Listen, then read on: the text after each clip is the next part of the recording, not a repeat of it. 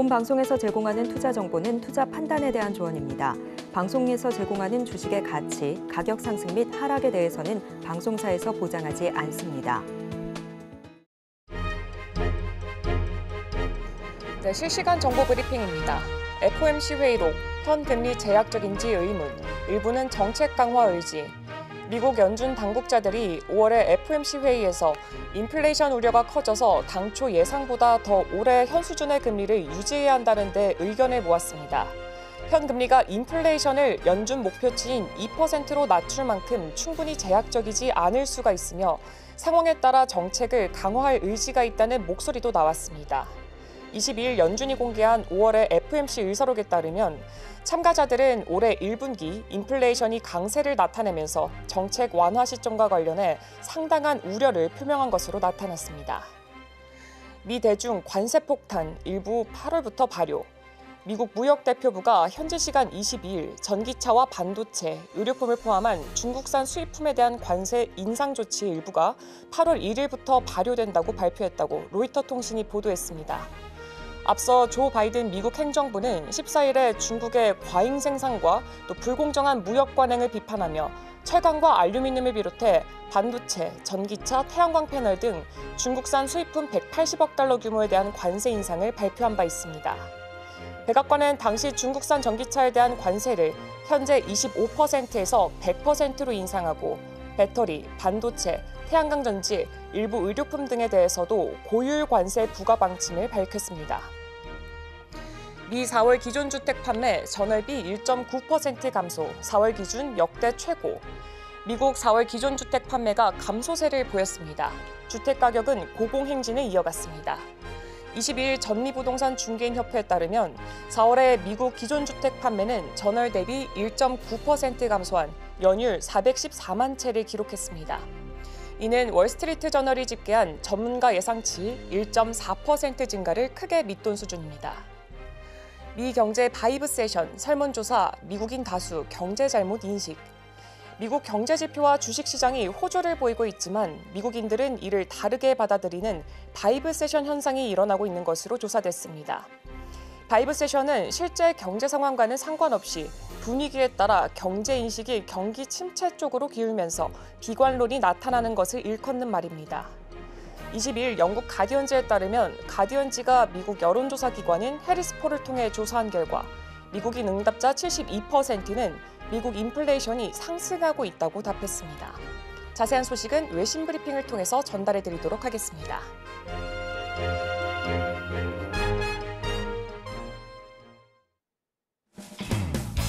네, 여러분의 성공 투자를 책임지겠습니다. 안녕하십니까. 증시7 진행의 오은비입니다. 네, 전 거래일 우리 증시 이 FOMC 회의록 발표를 앞두고 우리 증시 같은 경우에는 조금의 관망세를 보이면서 등락을 반복하다가 조금 아쉬운 모습으로 마무리를 했습니다. 한편 약 2시간 전에 마감했던 뉴욕 증시 같은 경우에도 마찬가지로 FOMC 회의록 발표를 앞두고 3대 지수 모두 하락하면서 마무리를 했습니다. 자세한 이야기는 잠시 후에 나눠보도록 하겠습니다. 목요일의 증시7 지금 바로 출발하겠습니다.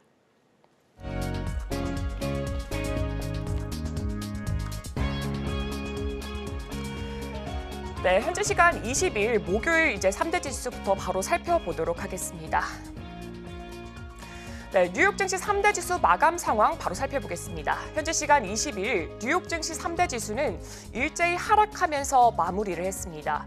지난번 FOMC 의사록에서 일부 위원들이 금리 인상도 고려해야 한다고 언급을 하면서 고금리 장기화 우려가 급부상하면서 미 증시가 일제히 하락했습니다.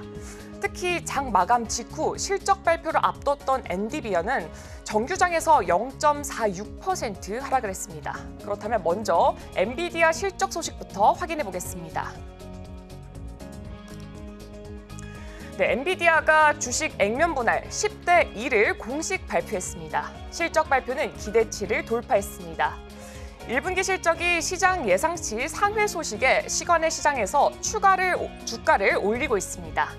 엔비디아의 1분기 실적에서 매출이 260억 4천만 달러, 조정 주당 순이익이 6.12달러를 기록했다고 밝혔습니다. 월가의 컨센서스는 매출이 247억 달러, 조정 주당 순이익이 5.59달러로 모두 상회하는 결과를 가져왔습니다. 엔비디아는 실적 발표 이후 시간 외 거래에서 3%가량 상승세를 나타냈습니다. 다음으로 FOMC 회의록 의사 바로 확인해 보도록 하겠습니다. 미 연준의 통화 정책을 결정하는 위원들이 지난달 FOMC 회의에서 금리 인하 시기를 늦출 것으로 의견을 모은 것으로 확인됐습니다. 이 의사록은 위원들은 일반적으로 이 인플레이션의 지속성에 관한 불확실성에 주목을 했다며 이 최근의 지표는 인플레이션이 목표 수준인 2%로 지속적으로 향하고 있다는 이 확신을 주지 못했다는 데 동의했다라고 전했습니다. 연준은 지난해 7월부터 금리를 계속해서 같은 수준으로 동결해왔습니다. 다만 당시 회의 이후 발표된 4월의 소비자 물가지수는 전년 대비 3.4% 올라 3월보다 하락했습니다.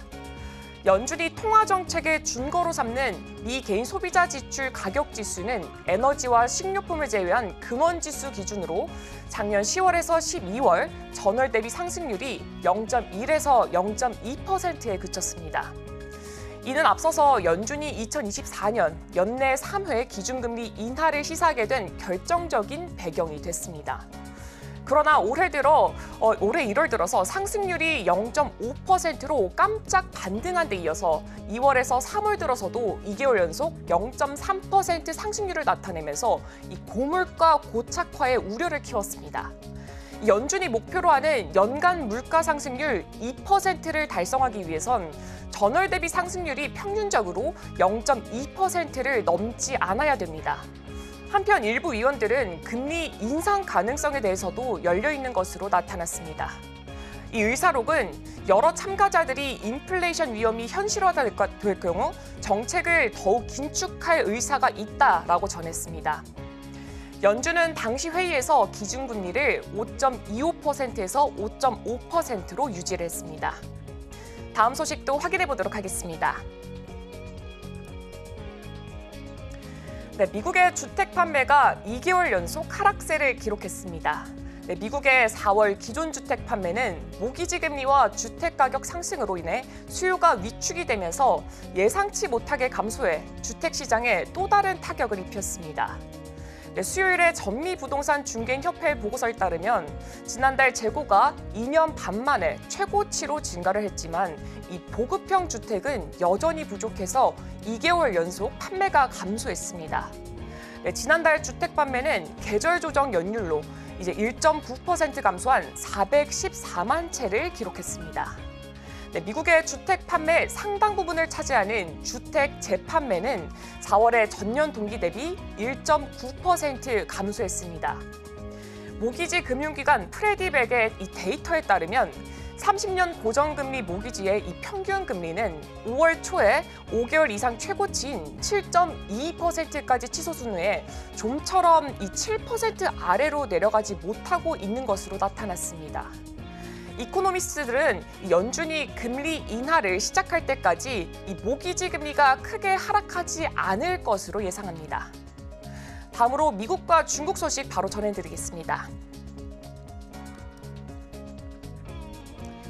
네, 미국 무역대표부는 전기차와 배터리, 그리고 컴퓨터 칩, 의류 제품 등 다양한 중국산 수입품에 대한 이 미국의 관세 인상이 8월 1일부터 발효될 것이라고 밝혔습니다.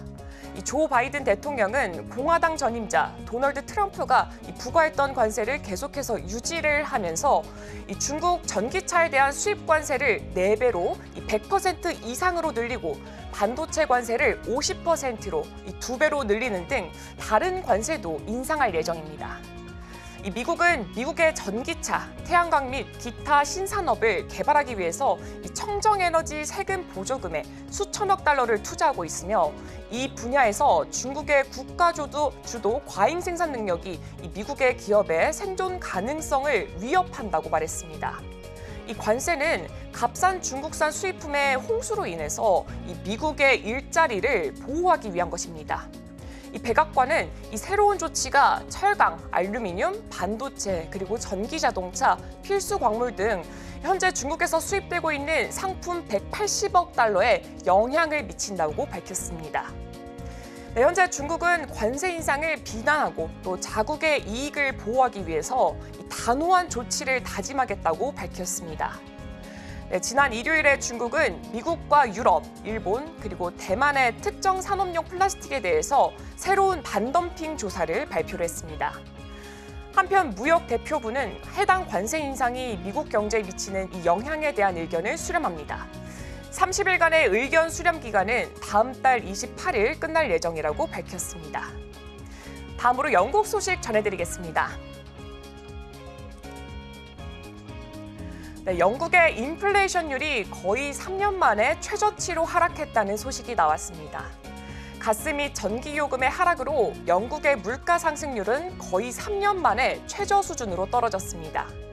이 공식 통계에 따르면 4월까지 물가 상승률은 2.3%로 전월의 3.2%에서 하락했습니다. 이 시간이 지남에 따라 물가 상승률을 측정하는 이 인플레이션은 더 낮아졌지만 여전히 영국 중앙은행의 목표치인 2%를 상회하며 전문가들의 예상보다 약간은 높았습니다. 그러나 영국 중앙은행은 최근 몇 년 동안 물가 상승을 억제하기 위해서 이 인상된 금리가 이번 여름에 인하될 수 있음을 시사했습니다. 현재 금리는 16년 만에 최고 수준인 5.25%입니다. 인플레이션의 하락은 전체 상품 및 서비스의 가격이 하락한다는 그 의미가 아니라 단지 상승 속도가 느려지고 있다는 것을 의미합니다. 지난달 인플레이션 급락의 주요 원인은 가스의 전기 요금 및 그것들의 인하였습니다. 이는 에너지 단위당 최대 가격을 고정하는 가격 상향선이 낮아졌기 때문입니다. 에너지 가격은 1년 전과 비교했을 때 4월에 27% 낮아졌으며 가스 가격은 38% 하락했습니다. 담배와 식품 가격 상승이 완화된 것도 이 인플레이션 하락에 기여했지만 이 휴대전화 요금과 임대료는 계속해서 상승했습니다. 영국의 한 투자 플랫폼 회사인 개인금융 책임자인 사라 콜스는 일반 가정의 경우 에너지 가격이 여전히 상대적으로 높다고 말했습니다. 다음 소식도 확인해 보겠습니다. 바이든 행정부는 7월 4일 연휴와 또 여름 운전 시즌을 앞두고 주유소의 가격을 낮추기 위해서 이 북동부 비축유에서 100만 배럴의 휘발유를 방출할 예정입니다. 오펙의 감산으로 유가가 상승하고 또 이스라엘과 하마스 전쟁이 공급을 방해하는 이 광범위한 중동 분쟁으로 확산될 수 있다는 이 우려가 제기가 되면서 휘발유 선물이 올해 19% 상승을 했습니다. 에너지 가격 상승으로 인해서 지난 4월에 바이든 행정부가 11월에 대선을 앞두고 텍사스와 루이지애나의 전략적 석유 비축을 활용할 수 있다는 추측이 나오고 있습니다. 백악관 국가경제위원회 위원장 라엘 브레이너드는 지난달 행정부가 휘발유 가격을 저렴하게 유지할 것이라고 말했습니다. 하지만 최근 몇 주 동안은 휘발유 가격은 완화가 되었습니다. 이는 이스라엘과 오펙 회원국인 이 이란이 전쟁 직전에 있다는 우려로 원유 선물을 매수를 하면서 이 4월의 고점에서 원유 가격이 하락했기 때문입니다. 에너지부에 따르면 주유소와 터미널은 늦어도 6월 30일까지 휘발유를 받을 예정입니다. 공급은 가격에 미치는 영향을 최대화하기 위해서 10만 배럴 단위로 방출이 되어 경쟁 입찰 과정을 보장할 것이라고 에너지부는 밝혔습니다. 다음으로 암호화폐 소식 전달해드리겠습니다.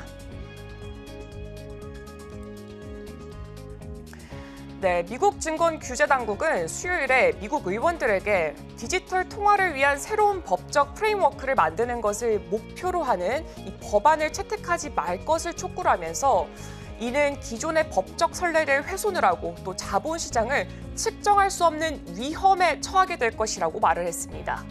미 하원은 이른바 공화당이 제안한 21세기를 위한 금융혁신 및 기술 법안을 수요일에 뒤늦게 검토할 예정이며 이 법안은 일부분으로 이 디지털 자산에 대한 관할 기관을 결정할 것으로 예상됩니다.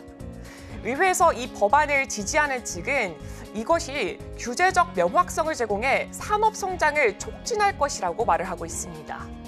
이 법안은 미 상원에서 불확실한 결과를 낳을 것으로 보이지만 미국 증권거래위원회가 이 스팟 리더 거래 펀드의 신청을 승인할 것으로 보인다는 신호가 나오면서 이 산업에 뜻밖의 동력을 제공하고 있습니다.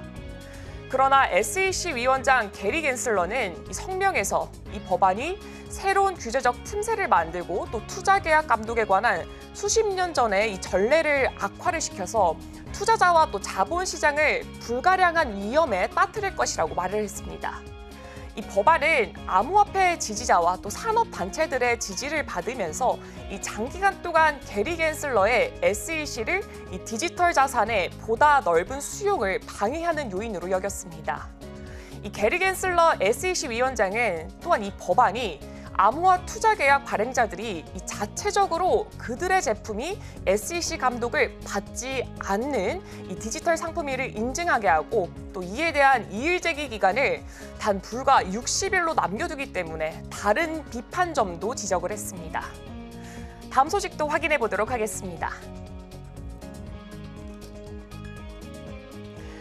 네, 신흥국 신용 등급이 마침내 다시 상승세를 보이고 있습니다. 브라질, 나이지리아, 터키부터 이집트, 잠비아에 이르기까지 이 10년 동안 지속된 국가 신용 등급 하락이 마침내 반전되기 시작했다는 증거가 늘어나고 있습니다. 뱅크 오브 아메리카에 따르면 올해 S&P, 무디스, 피치의 모든 국가 등급 변동 중에 거의 4분의 3이 긍정적인 방향으로 이루어지고 있으며 반면에 코로나19 팬데믹 첫 해에는 거의 100%가 반대 방향이었던 것으로 나타났습니다. 무디스는 현재 15개 개발도상국의 신용등급 전망을 긍정적으로 부여를 하고 있으며 이는 역대 최고 수치입니다. S&P는 17개, 피치는 2011년 글로벌 금융위기 이후에 등급이 반등한 후 긍정적 전망과 또 부정적 전망의 비율이 가장 높습니다. 피치의 글로벌 국채 연구 책임자는 이러한 턴어라운드가 여러 요인이 복합적으로 작용한 결과라고 말을 했습니다.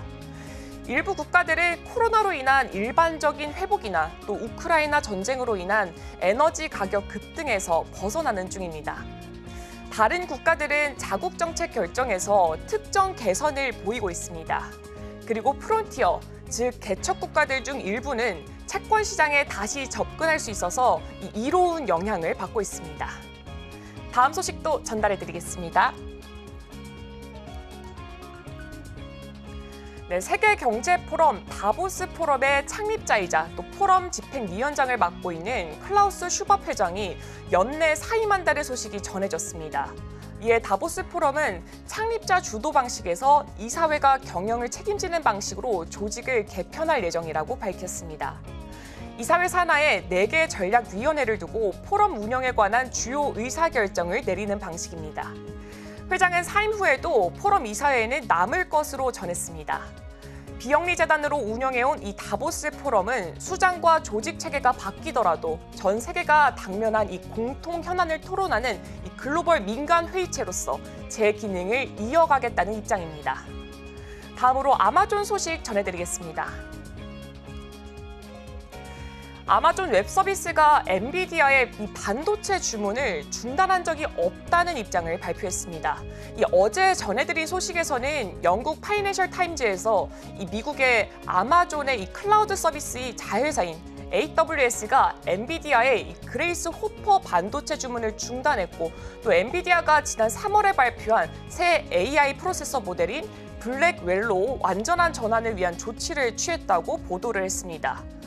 AWS 대변인은 로이터 통신을 통해서 그레이스 호퍼 칩에서 블랙웰 칩으로의 전환은 AWS와 엔비디아가 함께 만들고 있는 이 슈퍼컴퓨터인 프로젝트 세이버에만 적용이 된다고 밝혔습니다.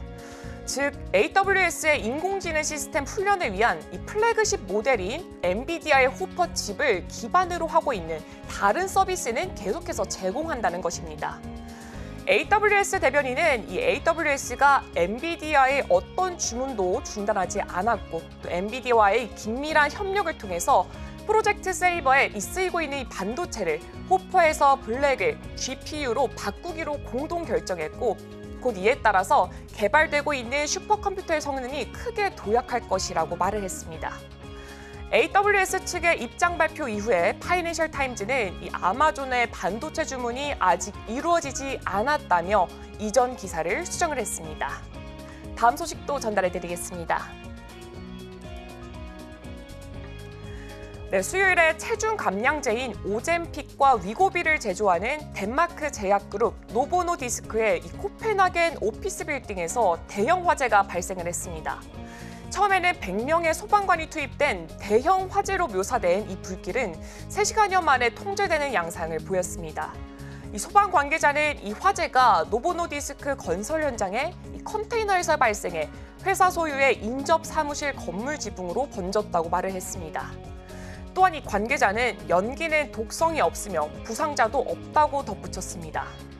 한편 지난주에는 칼룸보르에서 건설 중인 또 다른 노보노디스크 공장에서도 화재가 발생을 했지만 의약품 생산에는 영향을 미치지는 않았습니다. 다음으로 타겟 실적 확인해 보겠습니다. 수요일에 타겟의 실적이 공개가 됐습니다. 실적은 연간 매출이 감소하고 월스트리트 예상치를 하회를 했습니다. 이 타겟의 순이익은 전년 동기 9억 5천만 달러, 주당 2.05달러에서 9억 4,200만 달러, 주당 2.03달러로 1% 미만으로 감소했습니다. 총 수익은 전년도 253억 2천만 달러에서 약 3% 감소를 했습니다. 타깃은 지난해 연간 전망치를 그대로 유지하고 매출이 보합에서 2% 증가, 조정 주당 순이익은 8.6달러에서 9.6달러가 뛸 것으로 예상한다고 밝혔습니다. 회사 경영진은 2분기에 매출 성장을 회복할 궤도에 있다고 말했습니다. 다음으로 메타 소식 전달해드리겠습니다. 메타의 주커버그가 AI 제품 자문을 위한 위원회를 설립한다는 소식이 나왔습니다. 메타의 CEO 마크 주커버그는 메타의 경영진과 정기적으로 만나서 회사의 인공지능 및 기술 발전에 대한 지침을 제공하는 이 그룹인 새로운 제품 자문위원회를 상설했습니다. 이 그룹의 설립은 메타가 AI 중심 제품에 대한 추진력을 강화하기 위해서 이루어졌습니다. 여기에는 퀘스트 가상현실 헤드셋과 또 레이벤 스마트 글라스와 같은 이 하드웨어 장치뿐만 아니라 메타가 여러 앱을 통해서 소비자에게 제공하고 있는 AI 어시스턴트 같은 이 소프트웨어 제품도 포함되고 있습니다.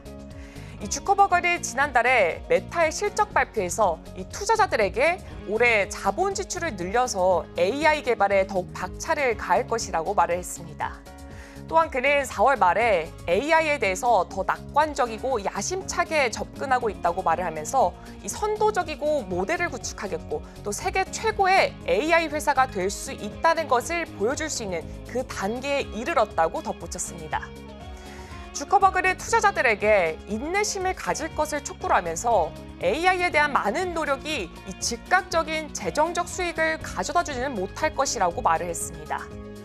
차세대 기술 제품을 뒷받침할 수 있는 AI 모델을 개발하기 위한 경쟁에서 이 회사는 알파벳의 구글, 마이크로소프트, 파트너사인 이 오픈 AI, 스타트업인 엔트로픽과 같은 이 경쟁자들과 맞서고 있습니다.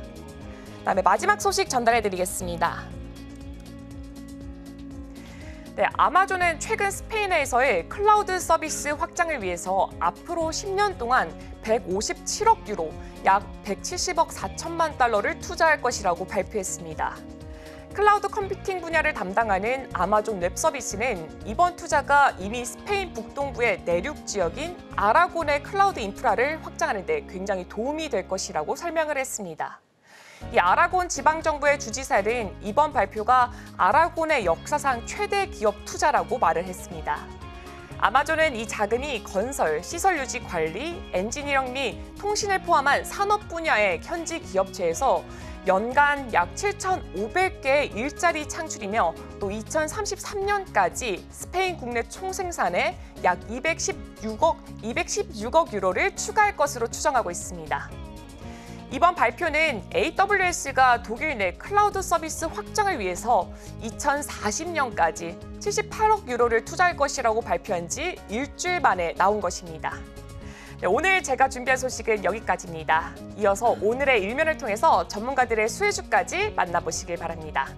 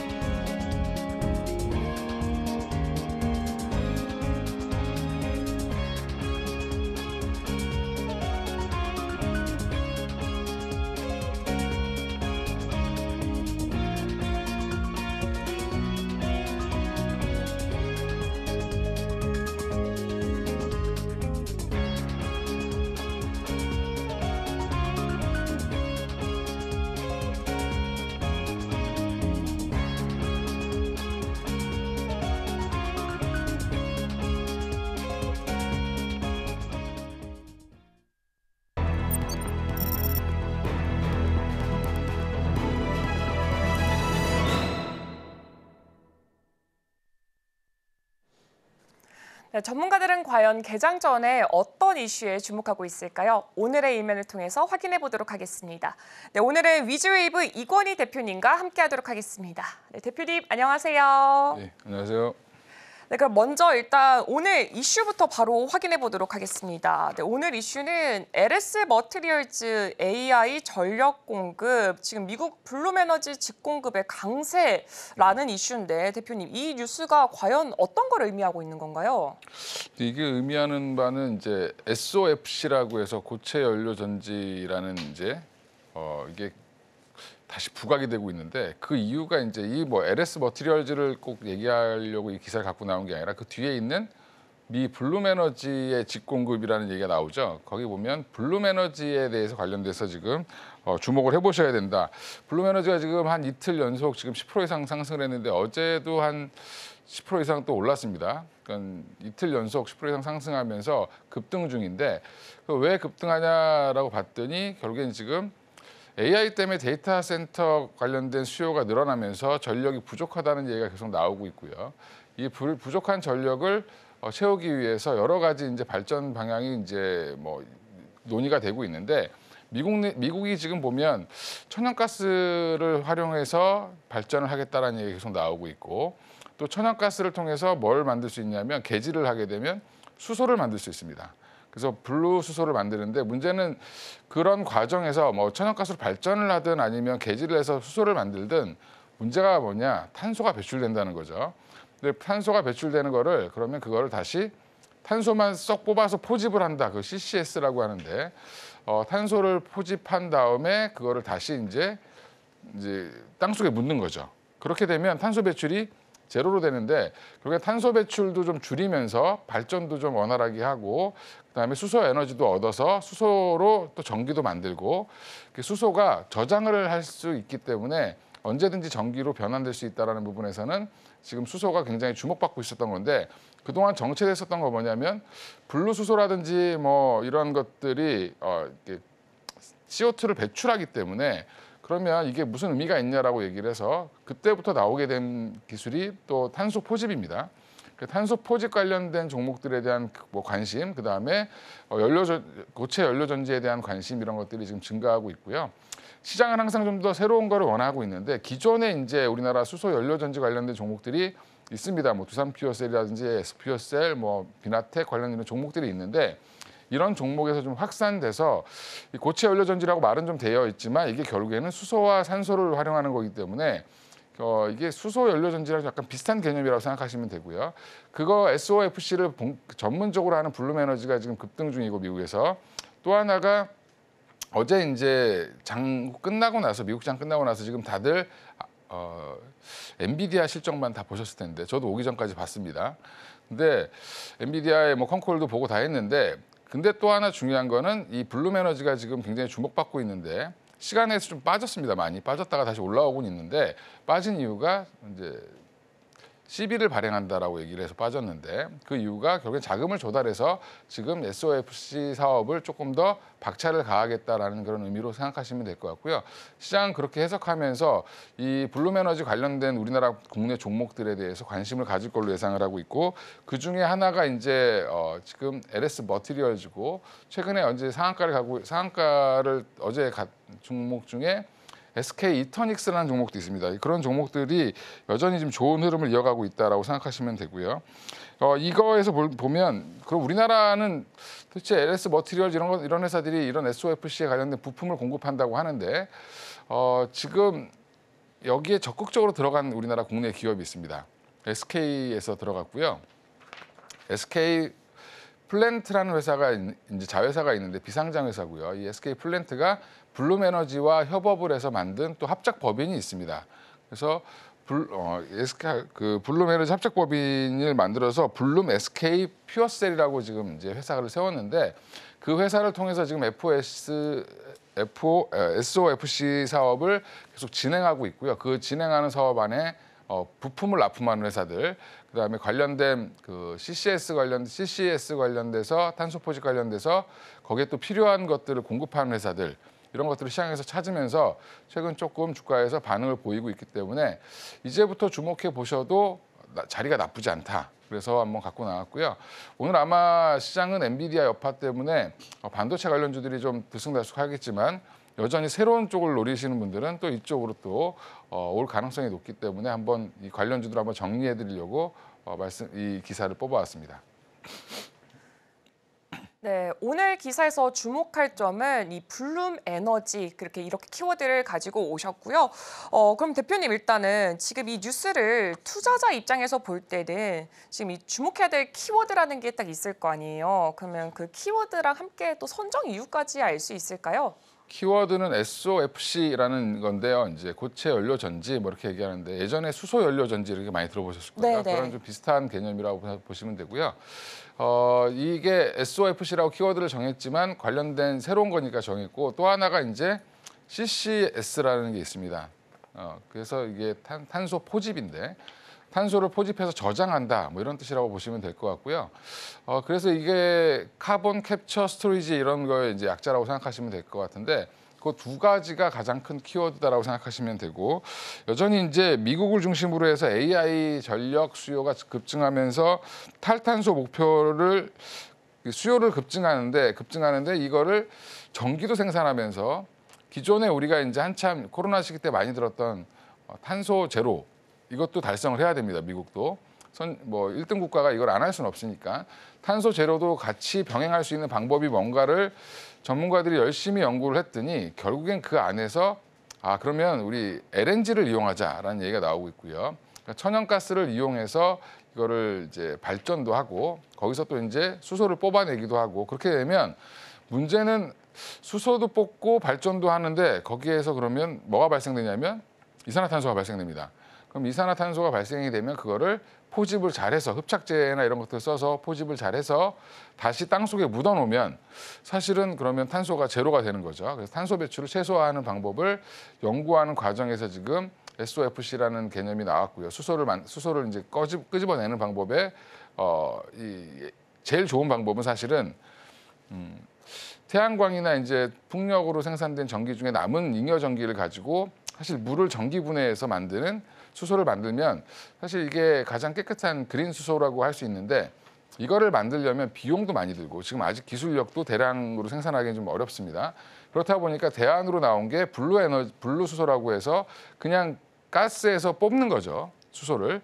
그러면 이제 나머지 탄소는 다른 데다 이제 모아서 배출하는 그런 형태로 생각하시면 되고요. 그 수소를 가지고 또 전기를 필요할 때마다 생산하는 그런 형태가 SOFC라고 생각하시면 옛날에 수소 연료 전지 이런 거 많이 들었는데 그 개념이랑 비슷하다라고 생각하시면 될 것 같습니다. 네, 이 기사의 키워드는 CCS, SOFC 이렇게 두 가지로 잡아볼 수가 있다고 합니다. 네, 그러면 대표님 지금 여기서 수혜를 볼 수 있는 업종 같은 건 또 뭐가 있을까요? 네, 일단 관련 주들이 가장 궁금하시죠. 이제 뭐 다 알겠는데 뭘 사야 되냐 이런 건데 결국엔 SOFC 관련된 종목들을 그러니까 수소연료 전지는 오늘 좀 제외를 했습니다. 왜냐하면 다 알고 계시죠. 퓨어셀 들어간 회사들 대부분 수소연료 전지 관련 종목입니다. 대표적인 종목이 두산 퓨어셀, S 퓨어셀 이렇게 보시면 되고요. 그 외에도 이제 그 수소 자동차 관련된 종목들도 있는데 어제 또 본의 아니게 현대차가 미국에서 수소 이제 트럭을 운행하는 거를 이제 하겠다라고 발표를 하면서 현대차가 또 어제 급등했기 때문에 이게 수소차 관련된 종목들도 움직이긴 하는데 그거랑은 조금 별개라고 생각하시면 되고 여기는 이제 발전의 개념이 좀 들어가 있다라고 생각하시면 될 것 같습니다.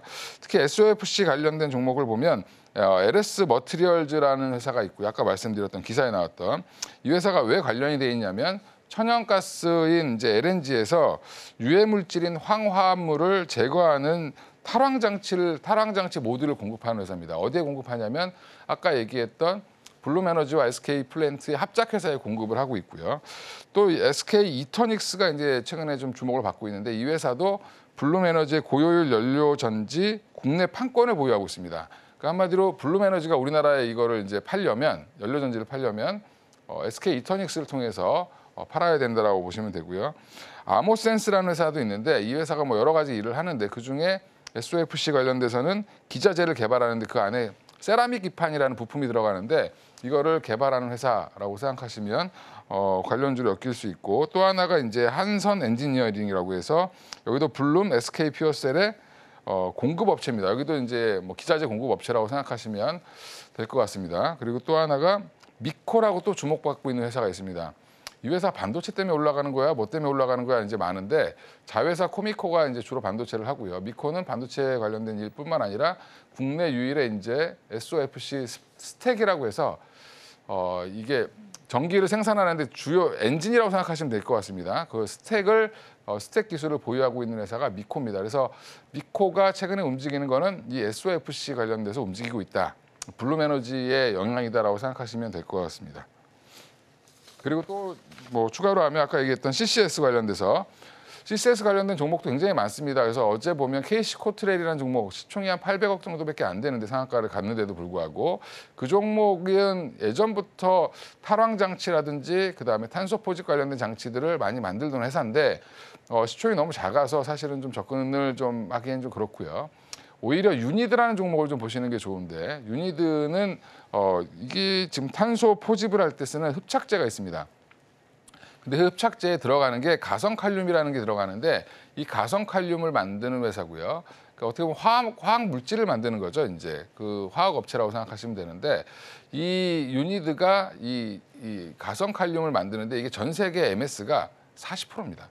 그러면 거의 절반 가까이를 유니드가 만들기 때문에 만약에 이제 이 탄소 포집을 할 때 필요한 가성칼륨의 수요가 증가한다라고 하면 유니드가 당장 수혜를 볼 수 있기 때문에 최근에 유니드의 주가가 바닥에서 좀 올라오고 있는 상황이고요.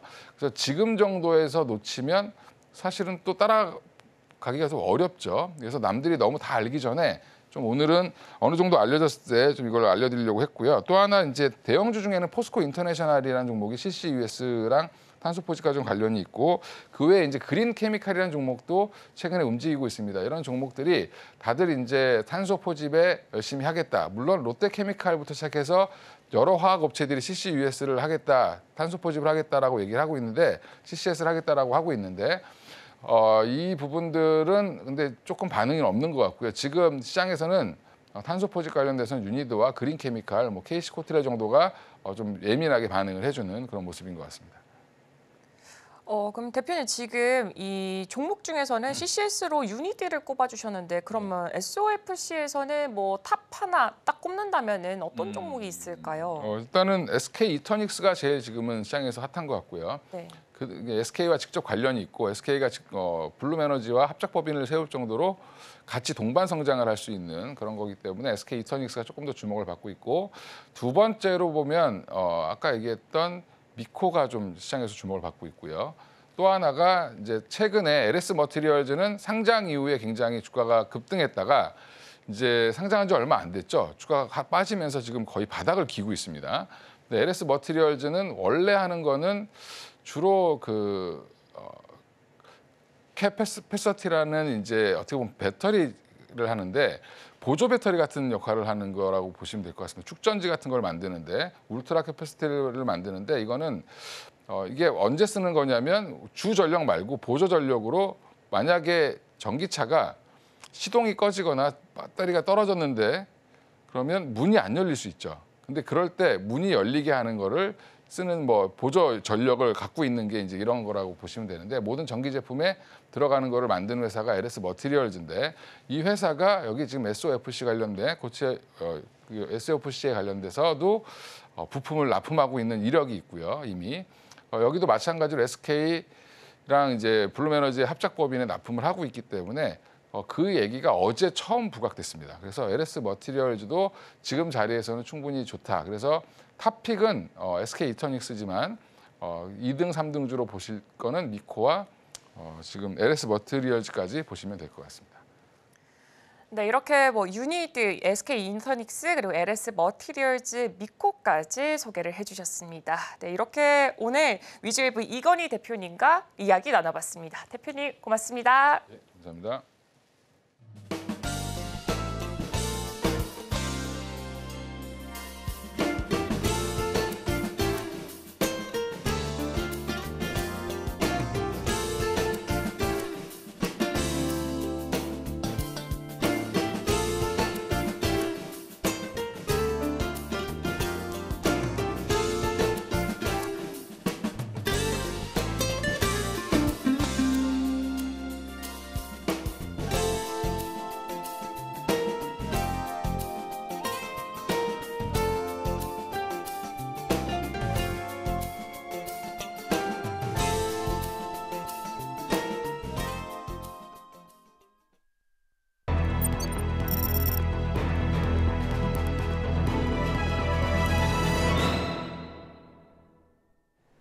네, 투자하실 때 참고해보시면 좋을 리포트 준비해봤습니다. 네, 오늘 준비한 리포트는 바로 IBK 투자증권에서 발행할 빙그레입니다. 네, 빙그레의 대표 상품으로는요, 여러분도 잘 아시다시피 바나나 맛 우유, 그리고 요플레, 메로나 등등이 있습니다. 네, 일단은 빙그레 주가 연초부터 고공행진하면서 연일 신고가를 경신하고 있습니다. 일단 다른 제조업에 비해서는 경기 변동에 대해서 비탄력적이고 또 계절성 같은 경우에 많이 타고 있는 종목군 중에 하나라고 볼 수가 있습니다. 그렇지만 이제 우유 및 유음료 부분으로서는 이 계절성을 탈 때 이 매출을 커버하고 있고요. 아이스크림 부분 같은 경우에는 여름 매출에서 굉장히 효자 노릇을 톡톡히 보여주고 있습니다. 이 원가 부담 하락으로 인해서 이 비용의 효율화와 또 해외 수출 호조에 따른 이 실적 개선에 반영이 되고 있는 것으로 보이는데요. 이 해외 수출이 성장세가 지속이 되고 또 이제 여름이 다가오는데 여름 빙과 판매 실적 기대감도 커지면서 이 앞으로의 주가에 대한 이 시장의 반응도 굉장히 뜨거워지고 있습니다. 이에 증권가에서도 잇따라서 이 목표 주가를 상향 조정하고 있다고 해서 오늘은 이 관련돼서 리포트를 한번 준비를 해봤습니다. 네, 일단은 1분기 매출액과 영업이익은 각각 3,009억 원과 또 211억 원입니다. 일단은 컨센서시 대비해서 매출이 소폭은 하락한 것을 볼 수가 있는데요. 이는 빙그레가 인수를 했던 혜태 아이스크림의 매출이 11% 감소를 하면서 그가 반영이 됐던 수치입니다. 반면에 영업이익은 약 60%나 크게 상회를 했습니다. 이게 원유 가격이 이제 안정화 등으로 인해서 원유 가격이 이제 안정화가 되면서 원가율 개선 효과가 예상보다 크게 작용이 됐습니다. 그럼 여기서 일단 종목 포인트 한번 살펴보겠습니다. 첫 번째로는 세계 곳곳에서 이 빙그레를 찾아볼 수가 있습니다. 현재 빙그레는 내수가 84.11%고요. 그리고 수출 비중은 일단은 15.89%의 비중을 차지하고 있습니다. 즉 수출이 성장세를 이룰 때 굉장히 기업의 밸류가 올라갈 수 있는 기업인데요. 근데 여기서 주목할 점이 이 냉장 품목 내수 매출액이 전년 대비 1.8%가 증가한 반면에 수출 매출액은 34%나 증가를 했습니다. 지금 중국 외 미국에서로부터 또 수출이 굉장히 증가한 영향으로 보여지고 있는데요. 또 냉동 품목의 내수 2.4% 그리고 수출은 9.7%가 증가를 했습니다. 지금 한국농수산식품유통공사에 따르면요. 현재 지금 미국으로 수출되고 있는 국내 아이스크림의 약 70%가 이 빙그레 제품이라고 나왔습니다. 그 빙그레는 지금 미국과 중국, 베트남 국가에 이 현지 법인을 두고 있고요.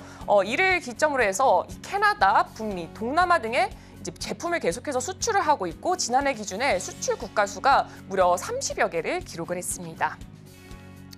특히 이 빙그레의 대표 아이스크림 중 하나가 바로 이 메로나라고 볼 수가 있겠는데요. 지금 이 메로나는 해외 수출에 굉장히 효자 노릇을 하고 있습니다. 지금 이 미국과 캐나다 등 북미 지역에서 굉장히 인기를 몰고 있는데 미국에서는 연간 1,800만 개 이상의 메로나가 판매가 되고 있습니다. 그래서 국내를 넘어서 해외에서도 올 때 메로나라는 말이 통하고 있다고 볼 수도 있습니다. 두 번째로 종목 포인트 바로 짚어보겠습니다. 냉장과 냉동 매출에서 예상치를 부합하고 있습니다. 지금 부문별로 냉장류 매출이 1,531억 원이고요. 예상치 1,520억 원에 부합하는 수치를 보여주고 있습니다. 냉동류도 매출액이 1,234억 원으로 추정치 1,254억 원에 부합하는 모습을 보여주고 있습니다.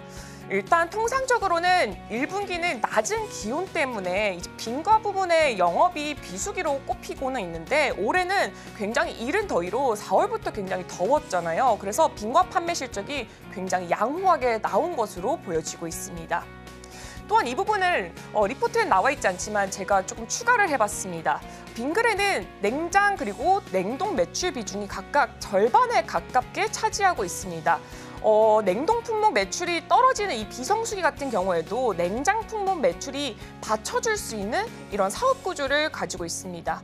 빙그레 우유 및 유음료 사업의 매출이 1,530억 원으로요. 전체 매출의 50.88%를 차지하고 있습니다. 그리고 냉동 및 기타 품목군에는 이제 49.12%로 마찬가지로 이렇게 굉장히 밸런스가 잘 맞게 구성이 되고 있습니다. 이처럼 빙그레 같은 경우에는 냉장과 냉동 품목 매출이 이제 한쪽으로 크게 쏠리고 있지 않기 때문에 이 아이스크림 사업이 비성수기를 맞더라도 이 냉장 품목 매출이 받쳐줄 수 있는 그런 구조를 갖추고 있습니다. 그래서 결과는 성수기 빙과 판매가 호조가 굉장히 기대가 된다라는 점을 한번 짚어보면 좋을 것 같습니다. 그렇기 때문에 2분기 실적이 굉장히 기대가 되는 종목 중에 하나로 꼽아볼 수가 있는데요. 지금 올 여름 같은 경우에는 정말 이른 더위가 찾아왔다라고 볼 수가 있는 게 4월부터 굉장히 더웠습니다. 그렇기 때문에 이 이른 더위에 대한 수혜주로 빙그레 그리고 뭐 혜태 아이스크림 이런 종목들이 4월부터 굉장히 빙과 판매 실적이 양호한 수준을 보여주고 있었습니다. 그렇기 때문에 여기서부터 일단은 실적이 높게 평가가 되었고요. 또 성수기 마케팅에 대해서 또 여름에는 마케팅 비용이 조금은 더 들 수는 있겠지만 이 원가 개선 그리고 외형 성장에 따른 레버리지 효과를 감안을 한다면 수익성 개선의 이 기조가 이어질 것으로 전망이 되고 있습니다. 특히나 지금 원유 같은 경우에는 수입 원유는 계속해서 이 안정세를 보여주고 있다는 결과가 나오고 있습니다. 그래서 이 원유 가격의 안정세까지 더해진다면 아무래도 이 냉동식품, 아이스크림의 경우에는 조금 더 완만한 곡선을 그려가지 않을까라는 기대감이 보여지고 있습니다. 그래서 매수 의견을 유지하고요. 변경된 EPS 추정치를 반영해서 목표 주가를 10만 원으로 20.5% 상향한다는 의견을 제시를 했습니다.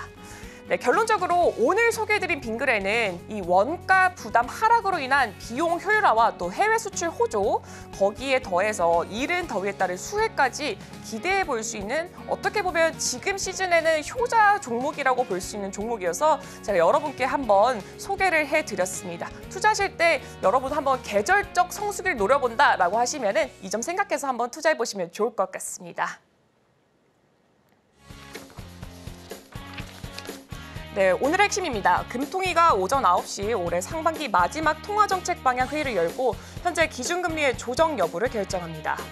네, 오늘의 일면에서는 LS 머티리얼즈가 미국 블룸에너지의 고효율 연료전지의 주요 부품 공급에 관해서 뉴스에 대해 집중적으로 다뤘습니다.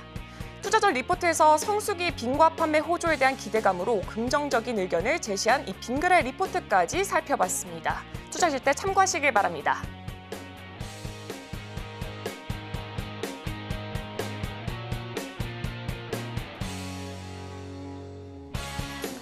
네, 방송 중 제공해드린 정보는요, 투자 판단에 대한 참고 자료일 뿐이고요. 해당 종목의 가치 또는 상승과 하락을 보장하지 않는 점은 참고해 주시길 바랍니다.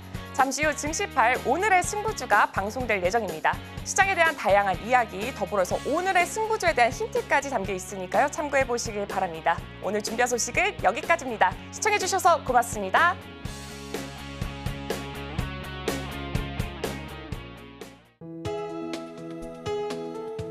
본 방송에서 제공하는 투자 정보는 투자 판단에 대한 조언입니다.